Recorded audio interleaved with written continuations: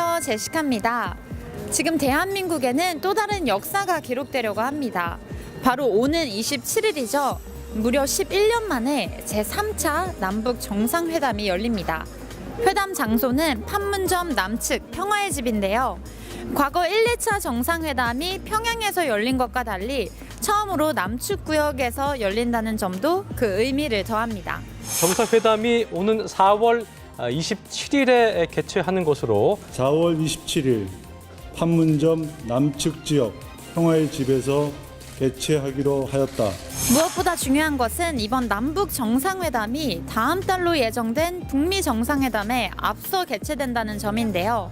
이번 회담의 결과가 북미 정상회담을 위한 기본 틀이 될 것으로 보입니다.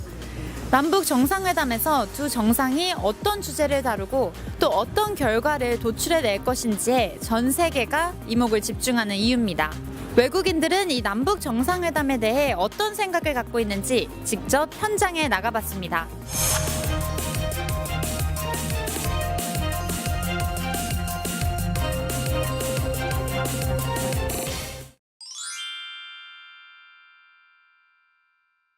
What do you think has led to the third Inter-Korean Summit? The first reason is the Olympic Games, the Winter Olympic Games, that kind of make the North Korea and South Korea closer.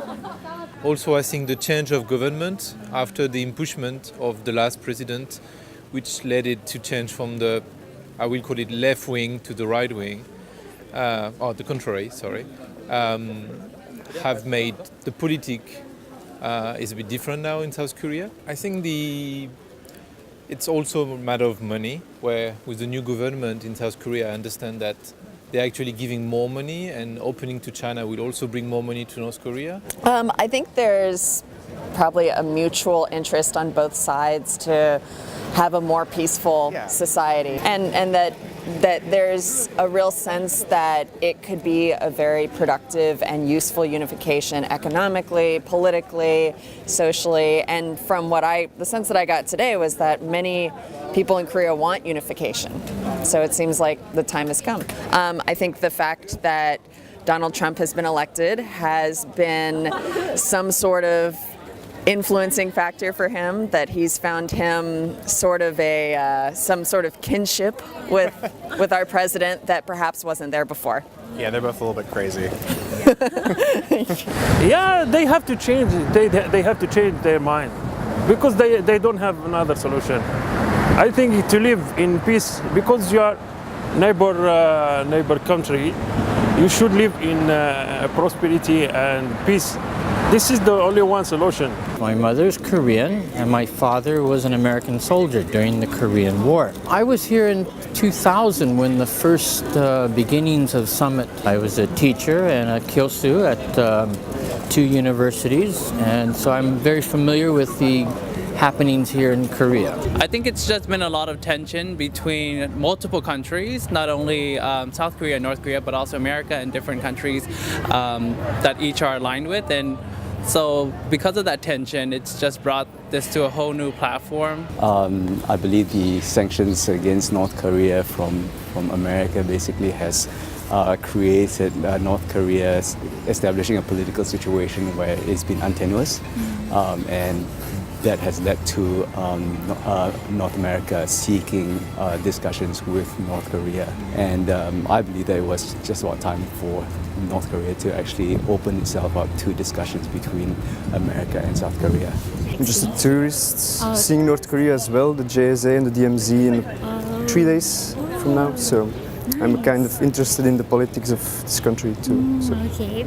Kim Jong-un has been to Beijing now with the train, like the first time in 11 years, I think, since his father went. So I think China has a bit of a role in this. Probably the threat of the nuclear weapons and the testing that's been going on up north in North Korea.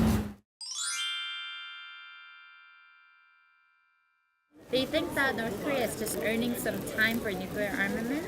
So what do you think about this then? In my own opinion, I'm also suspicious. I don't think I share that perspective. With the global effort to unify not only this country but all countries and to promote a more peaceful society, that the right attitude should be to just have hope that it will work out, for the best. Yeah, I mean, in the recent Winter Olympics, both countries came in under one flag, so hopefully that doesn't, go away. Right, I think everyone is questioning that at the moment. For me personally, I think it's I think it's a realization that they need to position themselves in such a way that they can gain some sort of benefit from any of the countries that are willing to help kind of diffuse the situation. We've seen this before where North Korea has said we're going to do this and we're going to do that, and then afterwards they kind of settle with some benefits from either South Korea or some other benefits from other countries. North Korea is known as a hermit state. Essentially, every country has its own agenda.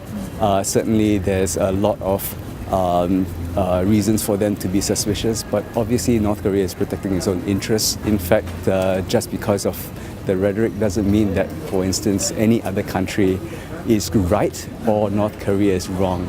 I would say that is something we need to keep an eye on. There has to be inspections, and I also think that there has to be both a carrot and a stick. I think they would be buying time and also other ulterior motives by the threat of weapons to get extra aid and money from the Western countries. They've got it wrong with Iraq, the first place, a couple of years ago, like 20 years ago. So I think they're just being suspicious without cause, without reason. Maybe it's better for them to be suspicious because of geopolitical views, geopolitical strategy. So which agenda should be given the top priority in the upcoming summit, do you think? Definitely denuclearization programs, human welfare, certainly open political talks between the North and the South,